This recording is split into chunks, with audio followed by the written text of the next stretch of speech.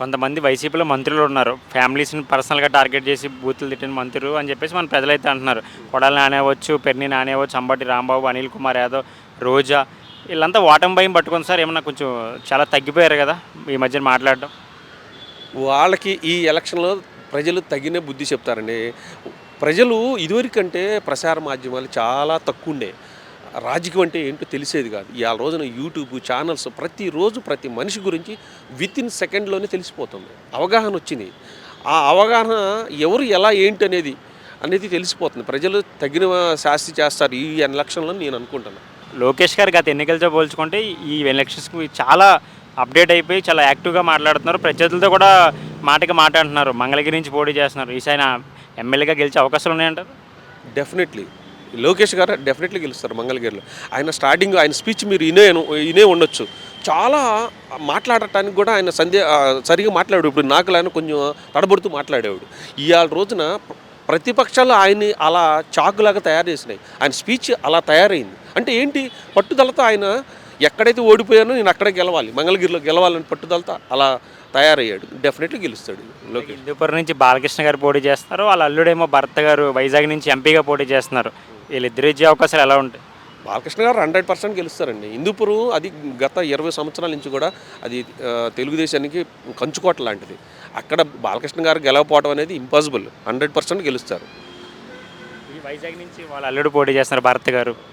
భర్త గారు అంటే అంతగా నాకు అక్కడైతే కొంచెం టఫ్ ఫైట్గా కనపడుతుంది. అది పరిస్థితులను బట్టి నాకైతే అంతగా నేను గెస్ చేయలేను.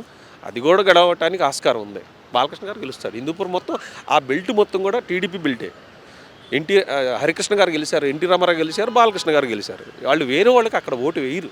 కాంగ్రెస్ పడదు, లేదు మన దీనికి పడదు, వైఎస్ఆర్సీపీకి పడదు హిందూపురం. అలాగే వైసీపీ రిలీజ్ చేసిన మేనిఫెస్టోలో మీకు కొత్తగా ఏమైనా అంశాలు అనిపించినాయి? ఇది పాత సీసాలో కొత్త సారా పోసినట్టుగా ఉంది. ఏం లేదు, పాత పథకాలనే కొంచెం రీమోడల్ చేసి పెట్టాడు. జనాలు పిచ్చోళ్ళు కాదండి. ఇన్ని సంవత్సరాల నుంచి ఎన్ని బాధలు పడ్డారు ఏంటి అనేది వాళ్ళకి తెలుసు, అవగాహన ఉంది. స్టూడెంట్స్కి ఉన్నది, ముసలోళ్ళు. కాకపోతే ఏంటంటే ముసలోళ్ళు అమాయకత్వంతో వాళ్ళకి పింఛన్లు ఇస్తున్నాము అనేసి వాళ్ళ అమాయకత్వంతో కొంత సానుభూతితో కొన్ని ఓట్లు ఏమైనా పడతాయి తప్ప ఎడ్యుకేటర్సు, రైతులు, లేడీసు వీళ్ళందరూ కూడా ఓటు ఎట్టి పరిస్థితుల్లో వేయరు. ఏమండి అంత క్రితం పసుపు కుంకుమ ఇచ్చారు చంద్రబాబు నాయుడు గారు. రాష్ట్రానికి రాజధాని సృష్టించి బస్సులో ఉండి ఆయన పరిపాలన చేసి విజయవాడలో అక్కడక్కడ రెంటల్కి తీసుకొని ప్రభుత్వాన్ని నడిపి ఈ రోజున ఏదో ఒక రాజధాని అనేది పెట్టాడు. ఈయన వచ్చి ఏం చేశాడండి? కొల్లగొట్టుకు తినేసాడు. ఋషికొండ మొత్తం అయిపోయింది, బోడిగుండు చేసాడు. సరే ఒక 3 రాజుల దానిలో అన్నాడా? ఏదన్నా ఒకటని కంప్లీట్ అయిందా? అది లేదు. ఏ ఒక్క రాజధాని కూడా లేకుండా ఉన్నటువంటి దిక్కులేని రాజధాని. ఆ రోజున ఇండియా మ్యాప్లో ఏది రాజధాని అంటే ఏది చెప్పుకోలేని పరిస్థితి అయిపోయింది. జనాలు పిచ్చోళ్ళు కాదు, ఇవాళ ఐటీ వాళ్ళు అంత ఆక్రోషంతో ఉన్నారంటే కారణం ఏంటనుకున్నావు? ఈయన చేసినటువంటిది. ఆ రోజు చంద్రబాబు నాయుడు చేసినటువంటి డెవలపింగ్ హైదరాబాద్ ఐటీ వాళ్ళకి అంత ఆ రోజు 1,00,000, 2,00,000, 3,00,000 ఆయనకి ఏది ఉన్నా కానీ సపోర్ట్గా ఉంటున్నారంటే ఐటీ వాళ్ళకి కారణం ఏంటనుకున్నా? ఆయన చూపించినటువంటి మార్గం. హైటెక్ సిటీ కానీ, సైబర్ టవర్ కానీ. రేపొద్దున మీరు హైదరాబాద్ నుంచి ఆంధ్ర వాళ్ళు అందరూ కూడా వెళ్తారు.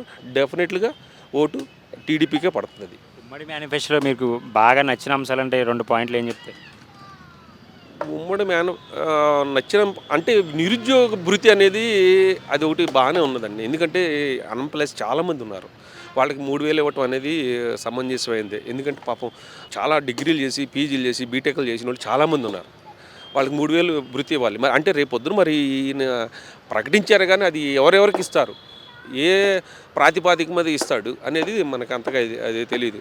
ఆయన పెట్టిన 3 సిలిండర్లు అన్నాడు, అవి కూడా మంచిదే. విన్నారా? పిల్లల అమ్మఒడి. నాది ఏంటంటే నేను ఇందాక ఫస్ట్ చెప్పినట్టు స్టార్టింగ్ చెప్పినప్పుడు సంక్షేమ పథకాలకి ఎవరు అర్హులు అది చూసి ఇవ్వాలి. అట్లా ఇస్తేనే రాష్ట్రం మళ్ళీ అప్పుల నుంచి బయటపడుతుంది. కానీ మళ్ళీ జగన్ లాగా బాబు గారు కూడా మళ్ళీ అందరికీ సమానంగా అన్నీ చేశాడంటే అప్పులు మయం అయిపోతుంది, రాష్ట్రం బాగుపడదు. ఇంకా 5 కాదు కదా 10 సంవత్సరాలు వచ్చినా కానీ పడదు. ఎందుకంటే బాబు గారు విజనరీ ఉంది, ఆయన దగ్గర ఉన్నాయి. ఆ రోజున మనం అయితే హైదరాబాద్లో ఉన్నామంటే కారణం ఆయన ఇచ్చినటువంటి విజనరీతోటే ఈ రోజున మంచి డెవలపింగ్ ఉంది. అలానే ఆయన మళ్ళీ ఏపీని మంచి విజనరీతో మంచి డెవలప్ చేస్తాడనేటువంటి నమ్మకం ఉంది. ఆ నమ్మకంతో ఆ బాబు గారు గెలుస్తాడని నేను అనుకుంటున్నాను. ఈసారి వైసీపీకి ఎన్ని సీట్లు రావచ్చు? మ్యాక్సిమం 25 మించి ఎక్కువ రావండి. వై నాట్ 175 అన్నారు. అంటారండి. ఆయనకి పైకి అంటున్నారే తప్ప ఆయన వేసే డ్రామాలు ప్రతిదీ కూడా కనపడుతుంది. కంటికి మొన్న ఎవరో గడ్డబెట్టి కొట్టాడన్నారు. ఏమంటే ఎక్కడన్నా ఈ చరిత్రలో ఉన్నదా ఒకళ్ళకి గడ్డబెట్టి కొడితే అది ఆ గడ్డ తగిలి కింద పడిపోద్ది. ఆ గులకరాయి ఆ గులకరాయిని అతను తగిలింది కాకుండా పక్కన వాళ్ళు కూడా తగిలింది. అంటే అది ఏమన్నా దానికి ఏమన్నా మంత్రశక్తులు ఉన్నాయని నాకైతే అర్థం కాల. మరి ఆ వెల్లంపల్లి సీను జనాలు పిచ్చోళ్ళు కొని ఇంతలో పెద్ద కట్టు కట్టుకున్నాడు. ఈయనది కూడా మీరు అబ్జర్వ్ చేయండి. ఫస్ట్ ఒక వారం రోజులకి ఏంటి ఈయన ఈ ఎలక్షన్ అయ్యేంత దాకా ఈ కట్టు తీయడా అనుకున్నాను నేను. సరే సంథింగ్ తీసాడు. మచ్చ ఉన్నదేమో చూసా. నేను డాక్టర్ ఇంటర్వ్యూ కూడా చూసా. కనీసం అంత పెద్ద దెబ్బ తగిలిన తర్వాత కనీసం ఏదన్నా కానీ ఒకసారి ప్యాచర్ అయిన తర్వాత ఇంత మచ్చ అనేది ఉంటుంది. ఆ మచ్చ కూడా లేదు. అంతా వీళ్ళు ఆడినటువంటి డ్రామాలాగా క్లియర్గా తెలిసిపోతుంది. ఎన్డీఏ కూటమికి ఎన్ని సీట్లు రావచ్చు సార్ ఈసారి? కూటమిక 175 కదా, 175 అంటే ఈయన 140 అట్లా ఉన్నాడు కాబట్టి చంద్రబాబు నాయుడుకి నాకు తెలిసి 120, 110 అట్లా వస్తాయండి. పవన్ కళ్యాణ్ గారికి కూడా 21లో నాకు తెలిసి 18 అట్లా రావడానికి ఛాయిస్ ఉన్నది. సార్ ఏపీలో అయితే మార్పు రావాలని కోరుకుంటున్నాను. 100% మార్పు రాకపోతే ఇక అడుక్కు తింటమే. ఏపీ ప్రజలు అడుక్కు తింటమే, అంత ఏం లేదు. ఇక ఒక రకంగా బీహార్ లాగా అయిపోతుంది. మనిషి దోసుకు తిన్నట్టు. ఇంకా ఈ పథకాలు ఇలానే ఈయన కూడా పెట్టి అలానే ఉన్నాడనుకో, కొన్ని మార్పులు చేర్పులు లేకుండా చేసుకుంటా అందరూ సంక్షేమ పథకాలు ఇచ్చుకొని కూర్చుంటే ఈయన కూడా ఏం చేయలేని పరిస్థితి. ఈయన అన్ని పథకాలు పెట్టాడు కానీ అది ఎవరికి లబ్ధిదారులు ఎవరు ఏంటి అనేది చూసి పెడితే బెటర్. సార్ వైసీపీకి ఎన్ని సీట్లు రావచ్చు సార్? 21 జగన్కి జైలుకి వెళ్ళిపోవటం 100%. ఎందుకంటే ఆయన మీద చాలా కేసులు ఉన్నాయి. అవన్నీ కూడా బయటకు వస్తాయి. జైలుకి వెళ్ళటం 100% షూర్. ఎవరికి తెలియదండి ఆయన గురించి. అందరికీ జనాలు పిచ్చోడు కాదు. ఆయన చేసినటువంటి నేరాలన్నీ కూడా దౌర్జన్యాలు. ఇవాళ ప్రతిపక్షంలో ఉన్న వాళ్ళు ఎవరైనా సరే ప్రతిపక్షం ఉంటే వాళ్ళు ఎత్తి చూపెడతారు కాబట్టి చక్కగా వాళ్ళు చెప్పినటువంటి చేసుకోవాలి. కానీ వాళ్ళ మీద దౌర్జన్యం చేయటం, కార్లు ధ్వంసం చేయటం, ప్రచార రథాలు ధ్వంసం చేయటం, దేవుళ్ళు విగ్రహాలు ధ్వంసం చేయటం ఇదేం పద్ధతి అండి? ఇప్పుడు తమిళనాడు ఉన్నది. తమిళనాడులో ఎలా ఉన్న ప్రభుత్వం చూశారు కదా. స్టాలిన్ ఎలా చేస్తున్నాడు. వాళ్ళు ఆ క్యాంటీన్ అమ్మ క్యాంటీన్ తీస్తానంటే వద్దు ఉంచండి అని చెప్పాడు. అలా ఉండాలి. కానీ ప్రతిదాన్ని అన్న క్యాంటీన్ ఏంటి ఏది ఉన్నదంటే అది అతనికి ఏది అనిపిస్తే అన్ని తీసేయటమే. అలాగే వైఎస్ సునీతమ్మ గారికి సొంత కుటుంబంలో ఉన్న సోదరికే న్యాయం చేయలేదు కదా. సో దాని గురించి ప్రజలు అంటున్నారు ఇంకా మిగతా వాళ్ళకి ఎలా న్యాయం చేస్తారని. దాని గురించి ఏం చెప్తారు? ప్రజలు పిచ్చివాళ్ళు కాదు. 100% అది వాస్తవంగా జరిగిందనేది ఆయన ఆడిన డ్రామాలు మొత్తం చూశారు ప్రజలు. ఫస్ట్ నారాసుర చరిత్ర అన్నాడు. ఆ తర్వాత గంగిరెడ్డి అన్నీ బయటపడి సిబిఐలో ఎన్ని తర్వాత జనాలు పిచ్చోళ్ళు కాదు కదా. అన్నీ తెలుసుకున్నారు. అవన్నీ బయటకు వస్తాయి. రేపొద్దున అవినాష్ రెడ్డి జైలుకి వెళ్తాడు, జగన్ రెడ్డి జైలుకి వెళ్తాడు. 100 ఈయన ఉన్న 1,00,000 కోట్లు అన్నీ బయటకు తోడతారు. కాకపోతే అండి సెంటర్లో ఎన్డీఏ వాళ్ళు ఫామ్ చేయటం కోసం అట్లా అణిగిమని కూర్చున్నారు అనమాట. రేపొద్దున వాళ్ళు ఫామ్ చేశారంటే జగన్ తీసుకెళ్తాం 100% లోన్ అయిపోయి మహామహులు కవిత లాంటి వాళ్ళని తీసుకొచ్చి జైల్లో పడేసాడు. కేజ్రీవాల్ అలాంటి వాడిని తీసుకొచ్చి జైల్లో పడేసాడు. అలానే ఈ రేపొద్దున జగన్మోహన్ రెడ్డి పార్టీ ఓడిపోయితే 100% జైలుకి వెళ్ళటం గ్యారంటీ. ఇది మట్టుకి తథ్యం. ఇప్పుడు నేను మాట్లాడినా కానీ నా మీద మళ్ళీ యాక్షన్ తీసుకుంటారు.